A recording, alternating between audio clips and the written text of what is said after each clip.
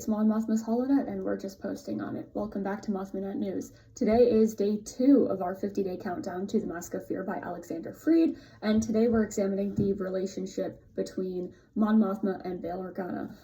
The two of them are, as most people would probably figure out, incredibly close friends, allies, and even like from the era of the prequels to the rebellion, we rarely see her without him in a lot of media, including Revenge of the Sith. Both of her deleted scenes, he is in close proximity to her. The scene where you kind of see her, but she's not fucking saying anything, that's also, like, he is there in that scene.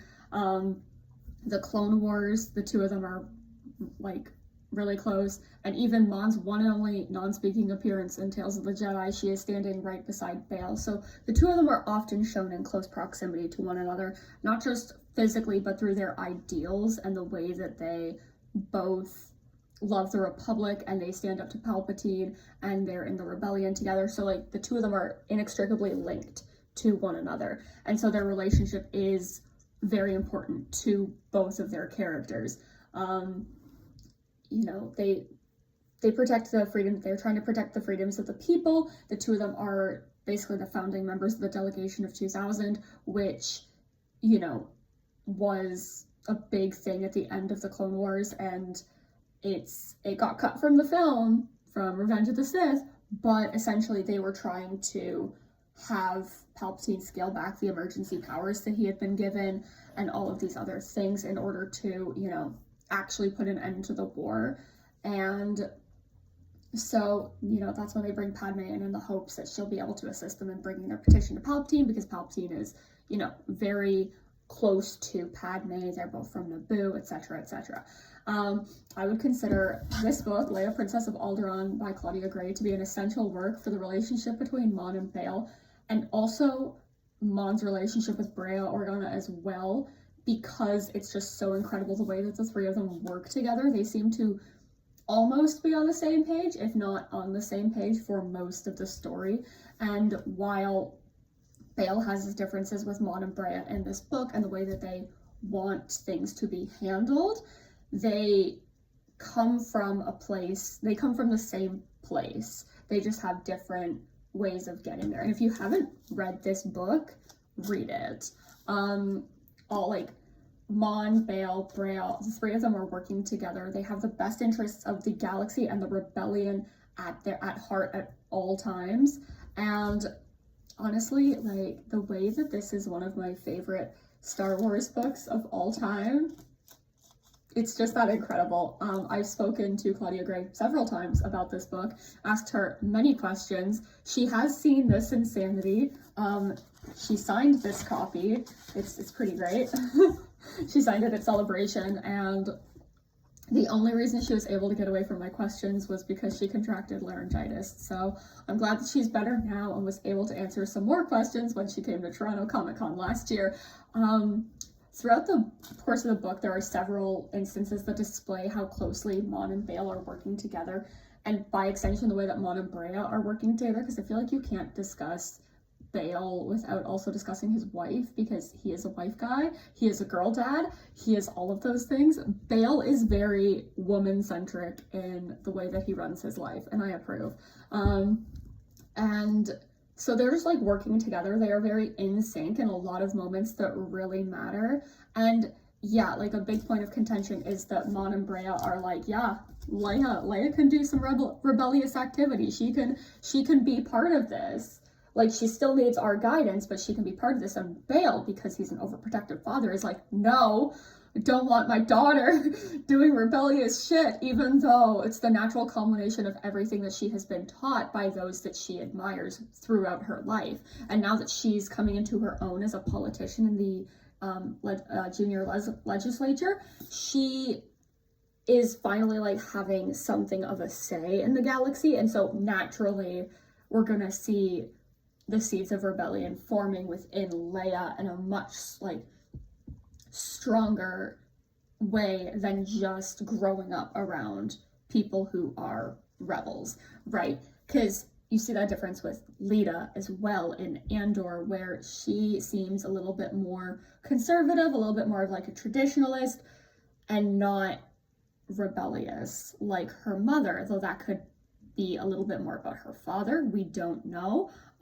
Then again, I also think that Perrin's whole relationship with politics is interesting, and I want to discuss that on another day.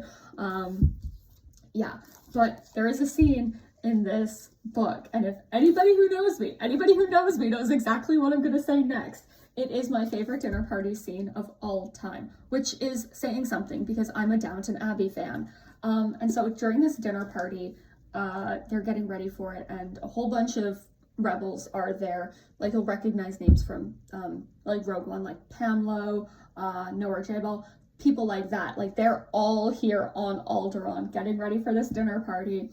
Tarkin shows up, so they have an uneven number, so they're like, cool, Leia, it's your first official, like, formal dinner.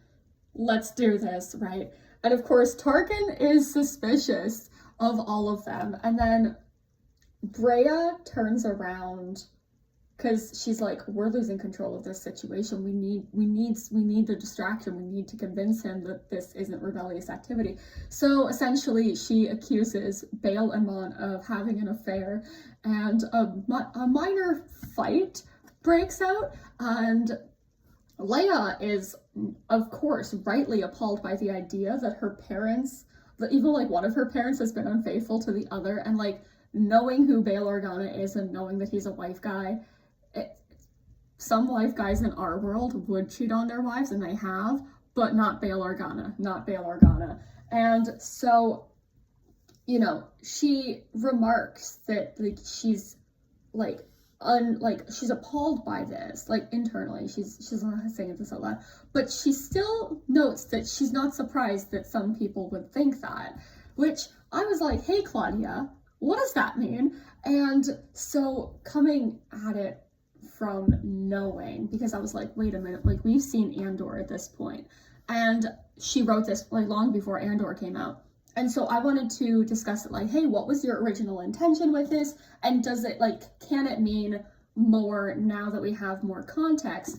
And so essentially we discussed, like, you know, when she originally wrote it, it was just that Bail and Mon have a lot of meetings together. They work together very closely. They're together a lot of the time.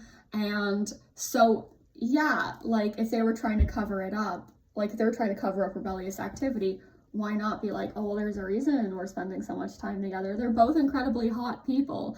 So like, you know, and so, you know, going back to it after Andor, because I read it before and after watching Andor, and I didn't really read into that way too much before watching Andor, but after watching Andor, I read into it more, because again, we have more context for Mon Mothma. And so after Andor, we have seen the state of her marriage. We know that it's woof at best. Perrin, what are you doing? You're married to a literal goddess of a woman. You're married to Mon Mothma. Like, I would be a better spouse than you, Perrin. Like, just, I don't know. I wouldn't saddle anybody with you, but whatever. Like, you're married to a kind, brilliant, beautiful, wonderful, stunning, intelligent goddess of a woman. And you're behaving like that? Get out of here. Get your act together, Perrin. And so, you know, it's just like we have that additional context, and we've seen her with Tay, and Vel has that line where she's like, Tay Kolma, and Mon's like, oh, it's just about money, and Vel's like, is that all that it is? So it's implied that Mon would at least consider it, which I get you, girl. And so even after the destruction of Alderaan, there are texts where Mon discusses or even thinks about Bail a lot, and she's still holding that loss like close to her heart. And so we see that a little bit in from a certain point of view stories. We especially Contingency Plan, which is also by Alexander Freed. We see her talk about Bail in The Princess and the Scoundrel, Bail and Brea both, when planning like Leia's wedding, and she talks about them a lot with Leia as well. And she's mourning somebody that she loves and trusts, and she can't really speak about it because looking at it from Mon Mothma's angle, she is always one of those people that's there for everybody else. she cannot talk about her own pain, because how can her pain compare to, say, Leia's, where she lost her family and her entire world? Evan Verlaine, another Alderaanian who lost her entire world. Carlos Riken, like, she's surrounded by like Alderaanian survivors, and she can't be like, oh yeah, I understand how you feel, because Chandrila is still there. And so she doesn't even like burdening other people with her feelings, because she's been in a position where she has had to be so strong for everybody else all the time, and it's just so painful to think about. And I could talk about that for centuries on end. But of all of Mon Mothma's interpersonal relationships, I think her relationship with the Organa family are like, her relationships with the Organa family are some of my absolute favorites, and overall some of the healthiest relationships that she has. In many ways, like, the Organas are her equals, but she can never lean on anyone for support the way that they can lean on for each other. So, you know, she's also kind of feeling that as well. And her relationship with Bail is so deeply complex. The type of relationship and friendship that the two of them have is one that's like, you've seen two people be best friends for literal decades, and they can look at each other and know what the other is thinking. They don't even need words to communicate. But that does not even mean that everything is always perfect between them, because that would be an unrealistic expectation of relationships and friendships in general. But the strength lies in the fact that they always try their best to hear the other one out and see where the other one is coming from, and work towards, you know, getting not only where they are now and getting like their end goal, which is pretty much the same, restoring the Republic. Getting there, they find a path that is similar enough, and they can trust each other with that fact.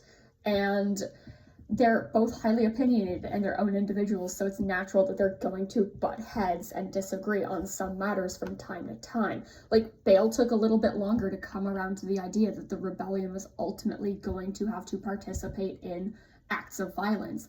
And he mentions to Breya in Leia, Princess of Alderaan, that Mon is trying to get him to see that, and he is trying to get to that point, but he is so scared of what that will mean that he wants to hold off on that as long as possible. And both of them are incredibly gentle with him about it, even though there are moments where they're just like, can you please just listen? But overall, I think that Bail Organa is a very interesting and good friend of Mon's, because of the way that they worked together for so long, and the way that their goals are aligned, and the way that they function together and work together to make the world a better place. And I think that they were lucky to find each other and befriend one another in a political sphere, because it's deeply benefited not only the two of them, but the rest of the Organa family and the galaxy as a whole. Like, together, they were two of the primary architects that were like, no, the Republic is important, and we need to uphold that, and we need to make sure that it is restored so that peace can finally come to the people of the galaxy, right? But anyways, tomorrow is day 3 of the countdown to the Mask of Fear, and we'll be discussing another relationship that Mon has that I think is also very interesting, and that's her relationship with Padme. Thank you for joining us. We'll see you here tomorrow.